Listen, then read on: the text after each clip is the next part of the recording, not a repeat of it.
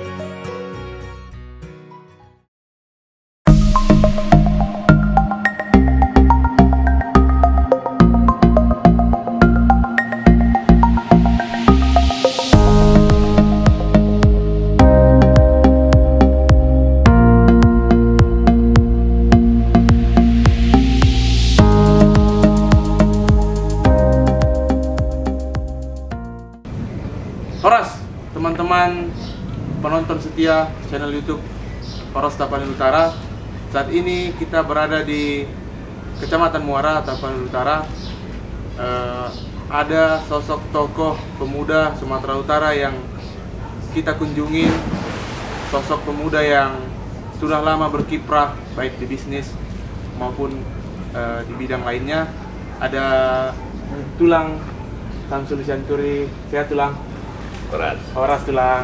Horas Danau Toba. Horas Danau Toba. Apa kabar Tulang? Sehat? Baik. Baik. Mudah-mudahan baik. Baik. Jadi Tulang, kita mau banyak belajar dengan Tulang. Artinya kami generasi muda ingin tahu banyak pengalaman hidup Tulang. Baik nasihat Tulang juga buat kami yang masih muda-muda, kaum milenial. Artinya pelajaran apa yang ya Tulang sudah lama berkecimpung di masyarakat, juga sebagai aktivis juga. Tulang, bisa sedikit ceritakan bagaimana perjalanan hidup Tulang mungkin? Apakah Tulang dulu besar dan lahir di Muara? Baik, Horas. Horas Tulang.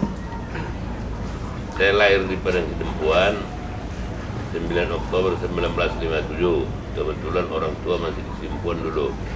Begitu saya baby 3 bulan, mungkin karena goncangan ekonomi atau apa, bisnis atau dagang Sidempuan, pindah kami ke Samosir, ke Onan Baru Sitinjak. Kebetulan karena mama saya berustinjak dari Samosir Sitinjak, Onan Baru. Jadi dalam keadaan baby saya dibawa ke Onan Baru, Samosir, Pulau Samosir.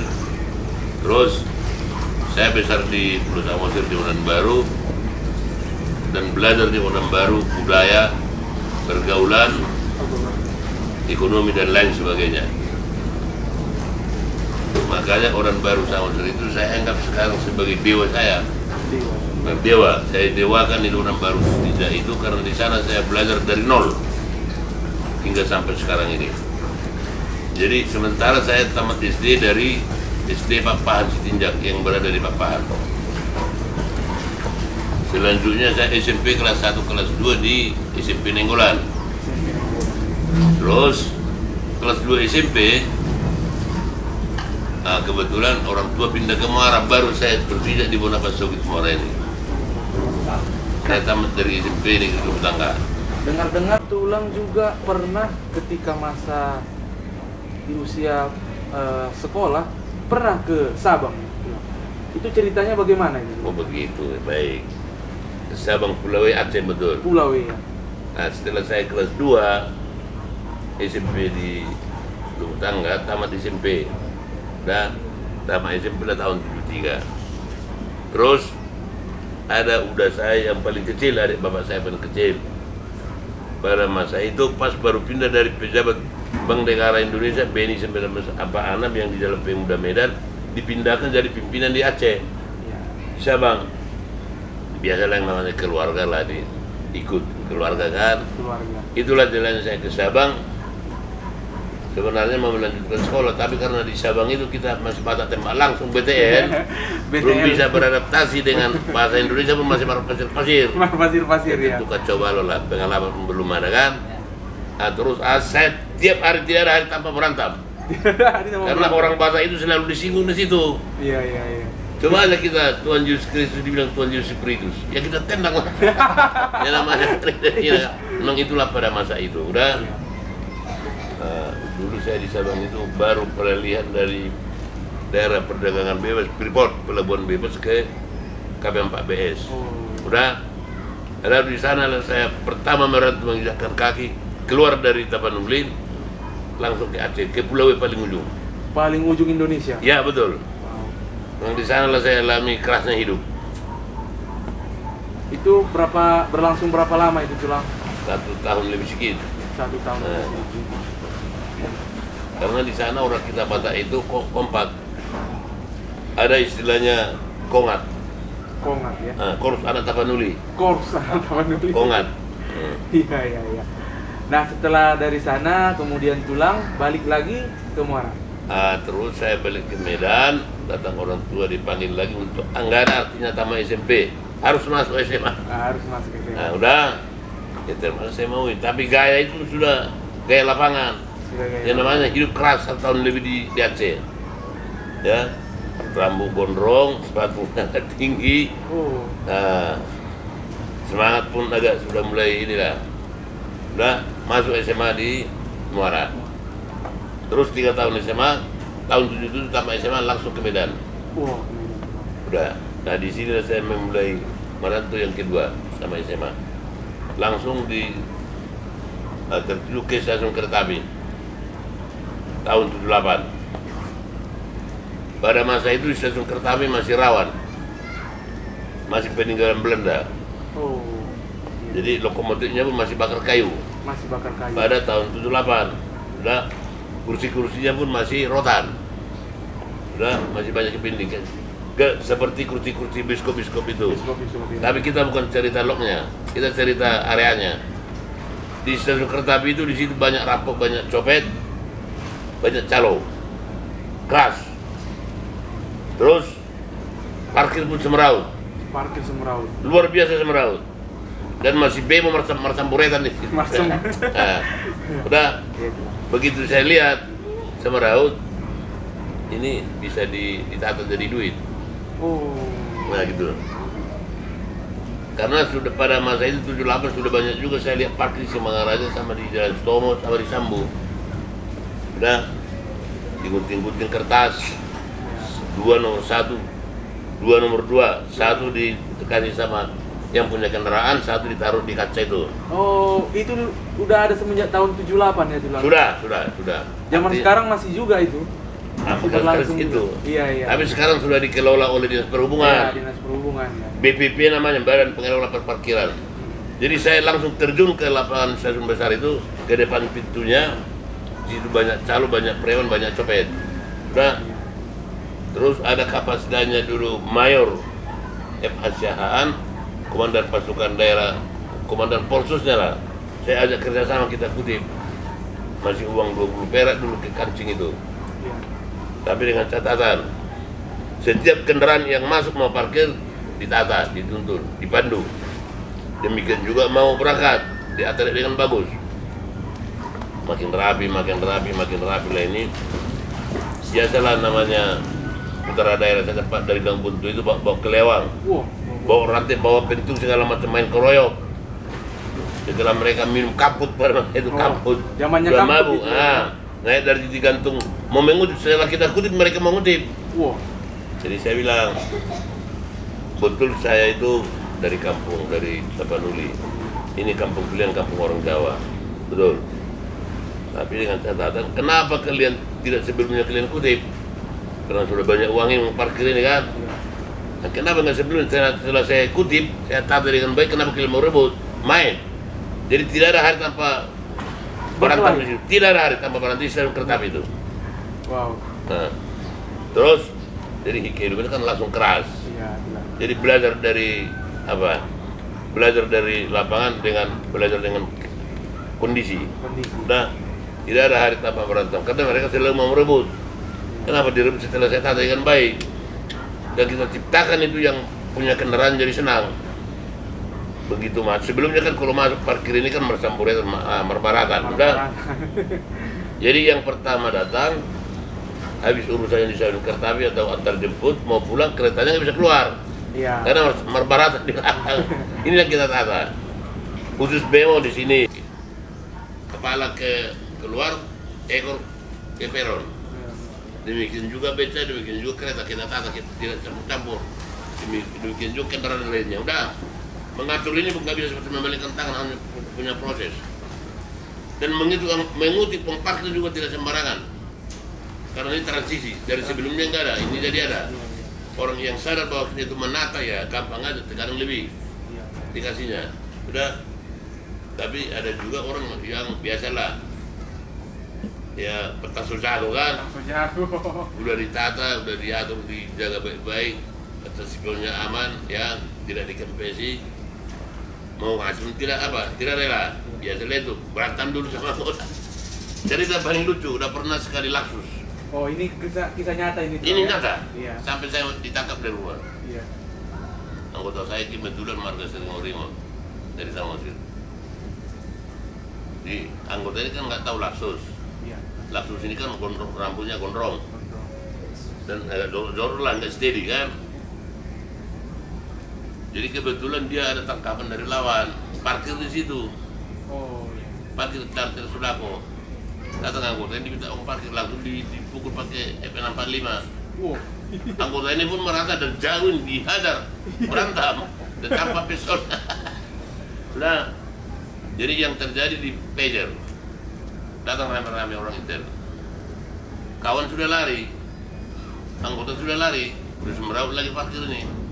Udah, saya diambil dari rumah, cari. Untung laksus ini ada kawannya kawan, biasalah pergaulan. Pergaulan ya, anak Medan ya. Selesaikan di tempat, selesai aman. Udah,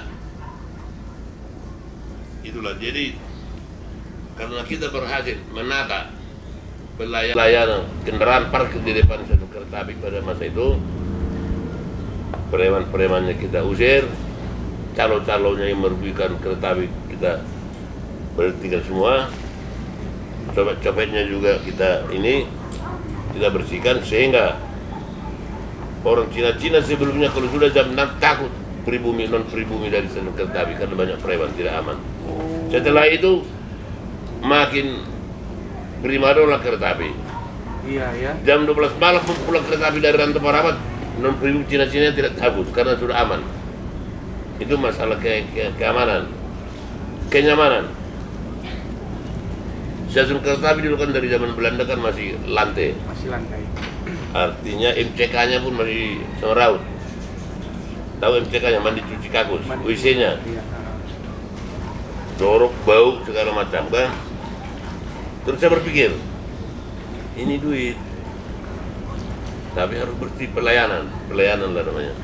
Saya panggil satu anggota, beli sabuk, beli kenpel, beli ember timba, bersihkan.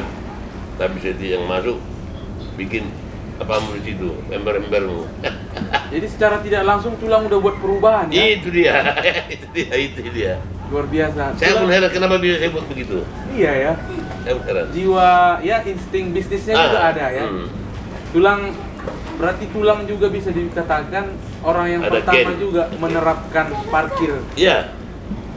Pelayanan parkir. Pelayanan parkir di Kota Medan. Iya, betul. BPP belum ada, parkir belum ada. Bukan di Kota Medan, di stasiun kereta api. Stasiun kereta api. Semenjak zaman Belanda tidak ada parkir secara pertama buatnya, sampai sekarang. Sampai sekarang. Iya. Jadi di situ Tulang mulai merambah, berbisnis di ekspedisi. Bentar, saya jawab dulu. Oh iya. Saya terangkan dulu supaya jangan sepotong-sepotong. Siap Tulang. Ini aslinya. Aslinya Nah, ini. Terus udah bersih nih MCK tadi. Memang banyak juga yang mengerti. Oh, udah bersih ya. Di depan udah aman ya. Kan kata penumpang ini kan beribu ini. yang Kerantau Parapat, Tanjung Balai, Siantar, dan stasiun Antara seperti Tebing, Bandar Tinggi dan lain kisaran dan sebagainya kan. Beribu ini tiap hari. Stasiun kereta api udah mulai tertib aman ya, udah bersih ya. Ini direkam sama kepala stasiun besar. Kalau di kereta api itu Medan itu adalah stasiun besar. Karena ada KSP namanya, kepala stasiun besar, masih kasus orang tidak jalan. Kita rekam dia ini satu yang baru ini kok bisa diamankan semua, nggak ada lagi usul-usul di stasiun ini. Kalau calon yang bergerak kereta api sudah nggak ada lagi tuh preman itu, copet pun sudah nggak ada lagi. Stasiun peron pun peron, satu dua bersih, toilet dua bersih, dipanggil saya ke ruangannya, bahasa kenalan segala macam. Saya kasih tahu siapa saya sebenarnya, yang merantau BTL. Terus Pak Samsul saya usulkan jadi pelaksana kebersihan di stasiun kereta api ini, cleaning service namanya. Jadi dengan anggarannya sekian juta rupiah per bulan untuk beli alat-alat dan beli alat-alat sanitasi dan bahan-bahan dan gaji karyawan. Langsung saya tangkap. Yang gratis pun saya kerjakan. Yang gratis saya kerjakan, apalagi saya ciptakan uangnya sendiri, dia bertani kan. Iya. Nah, jadi terbenturlah saya di perusahaan itu aslinya. Karena yang berhubungan kerjasama dengan BUMN kereta api itu harus dengan badan usaha. UD, kalau enggak CP, kalau enggak PT. Udah. Jadi pada masa itu ada kawan saya juga beri masukan, bisa kita ambil kuasa direktur. Saya masih ingat dulu tahun 2009 itu UD Pelita Masa saya pinjam kuasa direktur dari punya kawan orang kita Karo. Wow, itu usia berapa sih Tulang? Paling kurang ada 25. Masih muda sekali. 5 tahun. Iya. Nah, terus 5 tahun. Kuasa direktur, kuasa silus-silusnya. Jadi dengan di Pelita Masa ini jadilah kita pelaksana cleaning service dengan puluhan juta per bulan. Kewajiban membersihkan lantai peron 1, peron 2, terowongan sama taman-taman dari Unilet sampai pangkal Jalan Profesor Muhammad Yamin. Ya, saya tangkapilah orang-orang preman-preman sama copet dari Sambu yang putus sekolah yang datang cari makan di sana, agen-agen BEM. Udah, saya tangkapi sayang kami. Saya didik, saya arahkan. Saya bikin pakaian baju cleaning service di Pelita Masa. Biasanya transisikan harus capek-capek sampai berdarah gigi mengajari kan. Iya. Sabu pun merponggolan. Itu dia. Terus karena bagus, sampailah nama saya ke Bandung, Balai Besar Kereta Api. Jangan takut, selama ini seram stasiun Medan, sekarang udah bagus, sudah nyaman. Tidak ada coba, tidak ada periam, tidak ada lagi mabuk di stasiun. Nah, makin bagus. Datanglah dirut dari Bandung. Diperhatikan ini sudah ada perubahan, calo sudah hilang, copet sudah tidak ada. Di wajah stasiun itu sudah nggak ada lagi pernah buka baju baru pegang botol kamput. Wah. Itu karena sangat senturi. Jadi mungkin ini sudah arahan Tuhan ini membimbing saya di situ. Artinya saya paham dan saya mengerti. Sebelum saya lahir sudah ditentukan Tuhan, saya bukan mau jadi bupati, bukan mau jadi DPR. Tuhan menentukan saya, Samsul Senturi saya kirim ke bumi. Setelah di bumi, lahanmu cari makanmu, sawah ladangmu kereta api. Milik saya sampai sekarang, saya di kereta api. Sejak tahun berapa Tulang? Tahun 78. Sampai sekarang? Sampai sekarang, izin Tuhan sampai sekarang. Tetap prestasi baik. Berarti mulai usia 25 Tulang sudah jadi pengusaha ya? Bisa dikatakan. Pengusaha dari kecil, sudah menggaji orang. Sudah menggaji orang. Wow. Nah, makanya saya yakin bahwa Tuhan itu mengirim saya ke bumi untuk menggaji orang, bukan makan gaji. Karena saya gagal bupati kemarin di tahun 2008 Kalimantan. Iya. Jadi sudah talenta saya bukan jadi menggaji orang, bukan makan gaji, harus menggaji orang. Harus menggaji orang. Kalau Ya. bupati ya dapat gaji Tulang ya? Ya. Ini menggaji orang ya. Nah, itu dia. Tulang kan dikenal masyarakat itu juga di satu organisasi yang namanya Hidup. Betul. Awal mulanya Tulang ikut, artinya ikut menjadi salah satu yang bersama opung almarhum Polo Panggabean. Itu awal ceritanya bagaimana sih Tulang? Oh begitu. Baik. Cerita yang sebenarnya ya.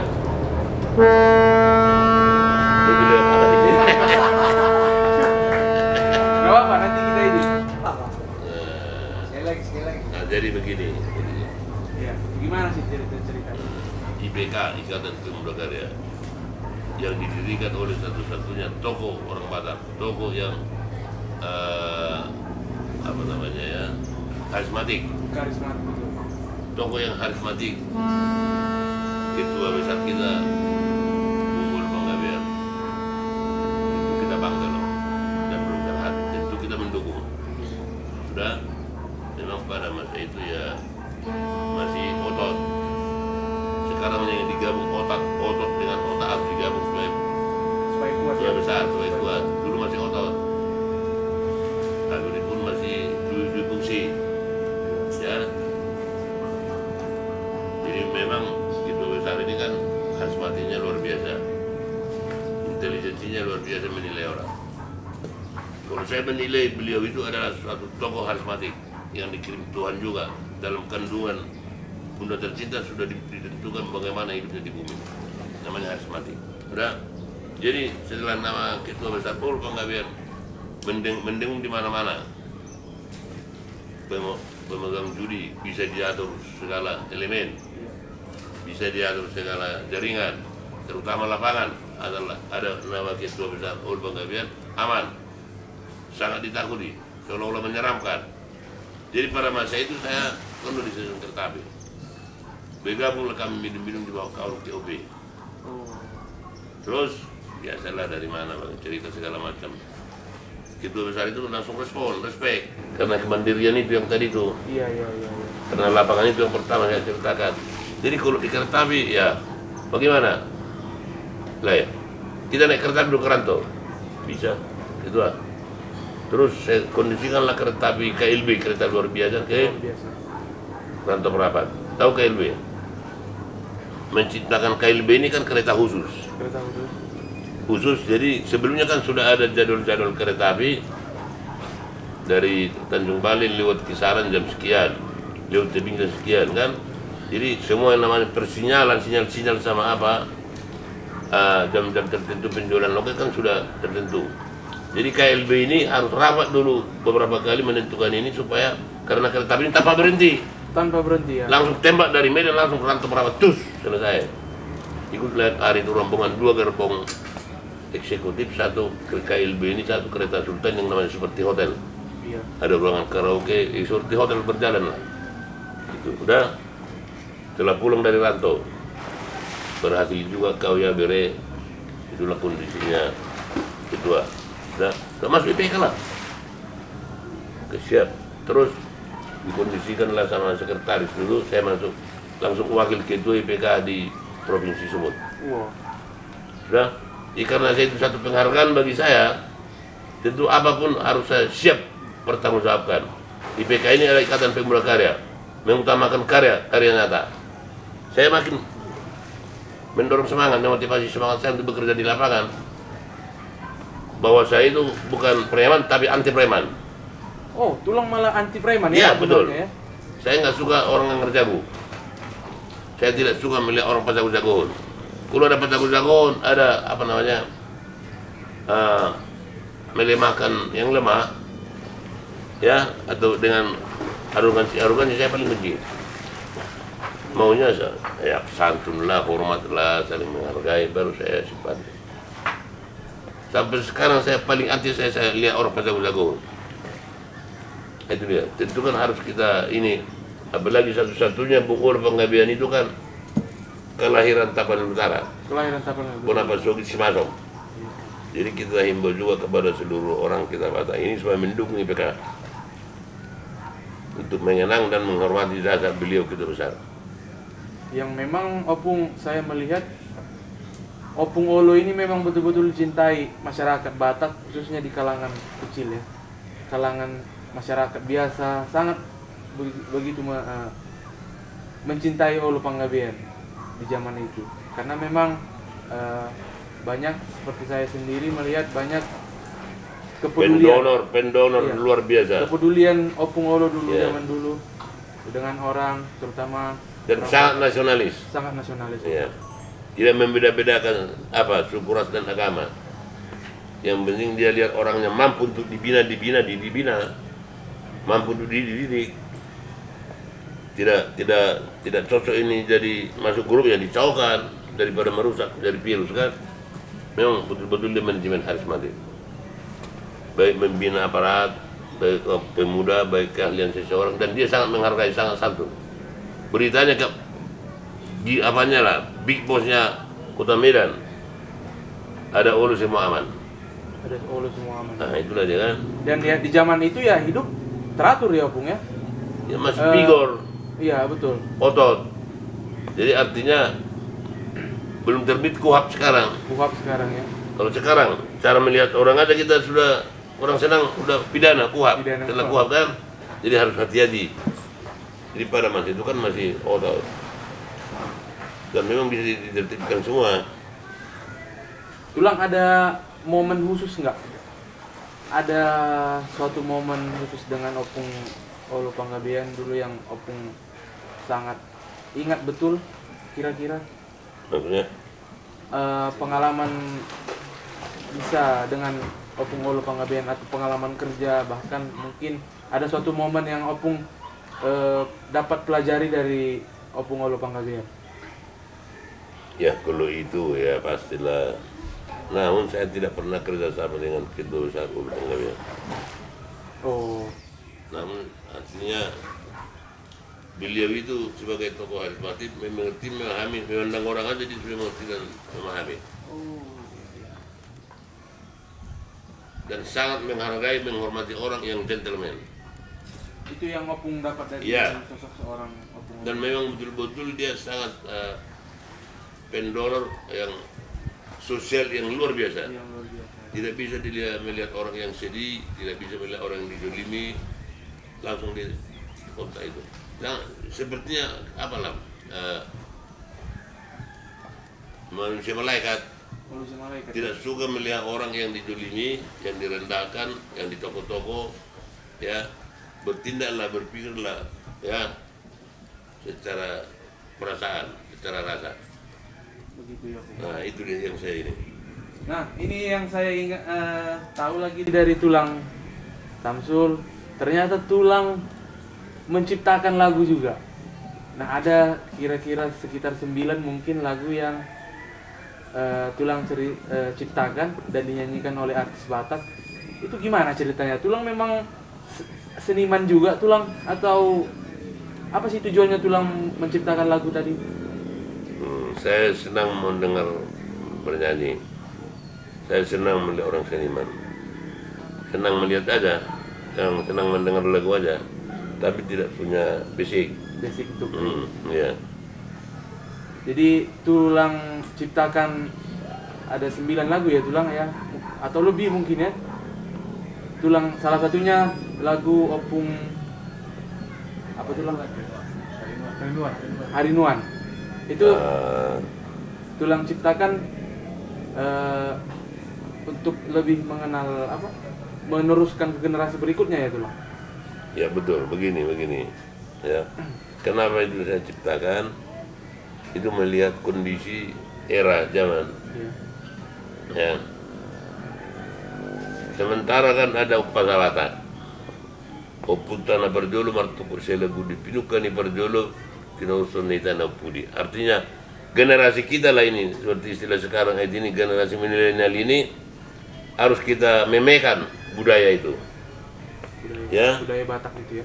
Harus kita gali, kita lestarikan, baru kita bisa regenerasi. Kalau tidak hilang sendiri nanti. Jadi adanya buku cerita kronologis asal usul dari nenek moyang kita masing-masing itu kan berdasarkan tulisan.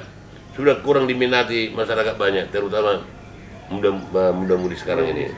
Terus saya berpikir, kalau ini dibiarkan bisa-bisa nanti budaya Batak ini sejarah kronologisnya ini bisa hilang. Karena habis zaman, ya, habis era kan.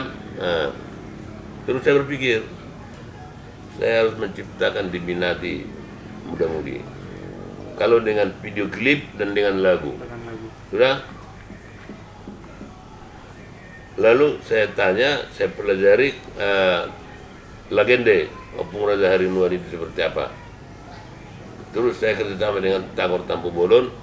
Setelah jelas, tuangkan dulu dalam lagu dengan video klipnya di mana sesuai isi lagu itu. Terus maka ada di Piarung Panatapan di atas itu. Jadi kami angkatlah, ada 2 trio dari Jakarta, bekerjalah di Muara ini 2 bulan. Terus setelah siap rekaman, cetak kaset 600 keping dengan catatan tidak bisa dijual, sumbangkan gratis, bagi-bagi supaya mereka ini memahami bahwa sejarah itu, budayanya itu, pertuturannya itu didentungkan dengan lagu, dengan video klip. Mudah-mudahan setelah itu banyak pengaruhnya positif. Semakin banyak orang luar datang dari luar provinsi Sumut, dari Sulawesi, dari Bali, dari Padang, bahkan dari Aceh, bahkan dari luar negeri. Dari luar negeri? Ingin belajar dengan apa yang dilihatnya di kaset itu. Wow, itu. Jadi Tulang ikut melestarikan ya budaya dengan sebuah lagu ya, ya Tulang ya? Iyalah, kamu yang menentukan itu apa tidak. Begitulah sebenarnya. Iya. Nah Tulang, aku dengar juga Tulang sekarang Tulang punya 3 anak, salah satunya di Singapura. Ini luar biasa ini Tulang. Sekolah di Singapura. Sekolah di Singapura. Ya, SMA kelas 2. SMA kelas 2 di Singapura.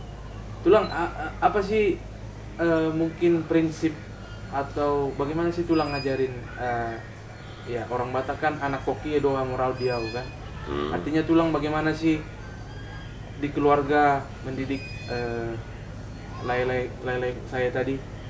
Apakah kan biasanya ada yang ya ikut apa bandel gitu, ikut terpengaruh lingkungan. Ini saya lihat anak Tulang semua sukses semua, sekarang bahasa Inggrisnya lebih jago dari bahasa Batak, bahasa Indonesianya. Itu bagaimana Tulang, keseharian Tulang mendidik anak-anak di rumah seperti itu? Ya kalau itu ya sudah wajar itu. Sekarang kan kita harus mendidik ilmu ya, mengikuti zaman, mengikuti era. Ilmu tidak lapuk oleh waktu, tidak lapuk oleh basah, dan tidak hilang oleh panas. Oh iya gitu ya. Nah, ilmulah segala-galanya. Jadi yang paling penting dan kita mewariskan harta ke anak-anak kita, wariskanlah ilmu. Betul. Dan etika, berkarakter, ramah, berdisiplin. Jadi bagaimana mendidik ya itu hanya mengikuti era supaya lebih menginternasional. Dengan bahasa pengantarnya di Singapore School itu bahasa Inggris. Mulai dari TK memang udah di school internasional. Sehingga bahasa Inggrisnya lancar. Zaman sekarang kan kalau anak-anak menguasai bahasa Inggris, komputer, sedikit-sedikit bahasa Cina, mudah-mudahan ekonominya bisa dan pergaulannya sudah menginternasional. Itu persiapan dasar. Begitu ya Tulang. Nah, tadi kita sempat cerita Tulang sempat singgung juga tentang peribahasa orang Batak juga. Ya mungkin banyak anak-anak muda zaman sekarang, anak-anak Batak yang banyak yang tidak tahu tentang mata guru Rohasi Sehat. Itu Tulang telah alami di kehidupan juga. Bisa Tulang jelaskan sedikit? Oh itu. Iya Tulang. Mata guru Rohasi Sehat itu adalah amanah. Po dan natur. Po dan natur itu adalah amanah. Tidak mungkin itu terjadi tanpa arahan dari Maha Pencipta. Dan saya yakin itu arahan dari Maha Pencipta. Karena itulah kehidupan sebenarnya.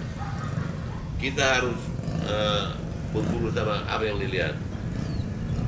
Mata guru, Rohasi Sehat. Artinya yang kita lihat, yang kita pandang jangan terus berlalu seperti angin. Samakan semua, rekam. Itu jadi ilmu yang super tinggi. Janganlah egois. Apa yang dilihat mata, pedulilah. Itulah menurut saya kalau mata guru Rohasi Sehat. Dan itu memang Tulang terapkan juga semenjak dulu ya, zaman anak muda ya. Dan itu memang yang diajarkan orang tua saya. Ikom mata guru sama Rohasi Sehat, nabi dirmi masuk ke mata hati-hati bahas-bahas sama dia. Ido nomor pisuk. Asa marbisu solo manong tarapati hidup bisu. Unang raus, unang egois. Jangan egois. Pedulilah sesama, pedulilah dengan lingkungan. Seperti contoh saya kasih mata guru asisten. Apa dasar utamanya? Pertama dulu adanya pesawat terbang. Itu dari namanya Douglas untuk pura-pura. Oh, Begitu dilepas terbang. terbang.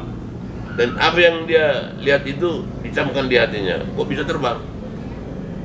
Diambil lagi sekali lagi, diultomin sekali lagi, dilepas, maka bisa terbang. Nah, terus dia tidak habis pikir, diambilnya lagi, ditimbangnya, keadaan kosong sekian gram, diisi lagi penuh.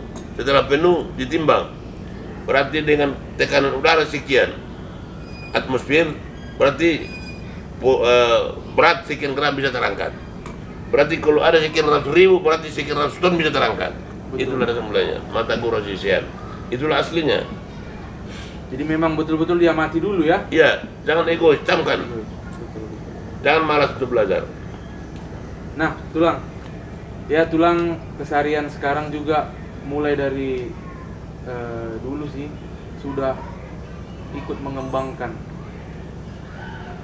Kecamatan Muara ini. Bahkan 2005 Tulang membangun Hotel Bintang 3 ya, Tulang, di Muara, Hotel Sentosa. Dan sekarang ini ada restoran Libra SS. Nah, Tulang kan berjuang sudah sedemikian lama. Apa sih, Tulang, mungkin yang perlu kita semua tahu tentang pengembangan wisata di Muara ini, di Danau Toba ini? Kira-kira apa pendapat Tulang perkembangan dari jauh-jauh hari? Oke, saya tahu ya, apa yang simpel ya. Jadi begini, Aku manggil Pere lah, Tulang. Aku Tulang. Begini ya. Iya, Tulang. Kita harus nyata, simpel dan tepat. Tuhan luar biasa agung dan luar biasa baik. Tuhan sudah menciptakan alam Muara ini, panorama yang indah, bukit dan lembah yang indah, untuk menjadi sumber kehidupan kita, ciptaannya. Apa sampai hati kita membiarkan ini telantar? Jangan sampai Tuhan marah. Ciptakan tapi kita tidak bisa manfaatkan karena malas kita, karena tidak peduli. Makanya kita harus peduli, seperti yang saya bilang tadi, mata guru asisten itu. Karena kita lihat potensi Muara ini dengan alamnya, lembahnya luar biasa ini untuk potensi objek wisata. Dan menjadi sawah ladang dari masyarakat nanti ini kalau betul-betul berperan serta mendukung ini jadi objek wisata. Kebetulan sekarang juga RI1, Bapak Jokowi Presiden kita, berapi-api, ya, bersemangat luar biasa menginstruksikan akan membuat Danau Toba menjadi Bali kedua internasional dengan anggaran yang luar biasa, super APBN. Belum pernah Presiden menyatakan seperti itu, dan memang dibuktikan. Berapa kali beliau ke Sibicur, kawasan Samosir, Danau Toba, kita bahasa, bahkan ke Tarutung juga, bahkan ke Silangit dan Tarutung. Jadi ini suatu kesempatan diamond, bukan kesempatan emas lagi, kesempatan berlian ini. Marilah kita tangkap ini, kita sambut dengan baik, kita bersiap untuk mendukung program Pak Jokowi RI1 ini supaya lebih cepat terjadi, lebih cepat masyarakat kita makmur. Kira-kira seperti itu, Tulang. Nah iyalah, maka kenapa saya buat ini Pantai Libra? Saya berpikir Bandara Silangit sudah internasional. Sudah internasional. Para tourism turun dari Silangit. Kan belum ada sarana atau fasilitas lainnya untuk menyentuh Danau Toba, mandi atau cuci muka dan sebagainya, menikmati Danau Toba.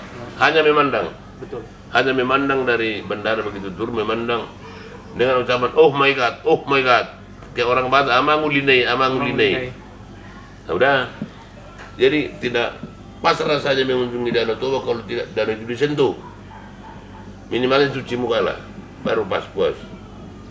Nah, terus saya berpikir di mana lokasi yang, karena satu pun lokasi di Kecamatan Muara ini yang kebetulan satu-satunya kecamatan yang milik Tapan Utara dari seluruh Danau Toba, belum ada sarana permandian yang pas.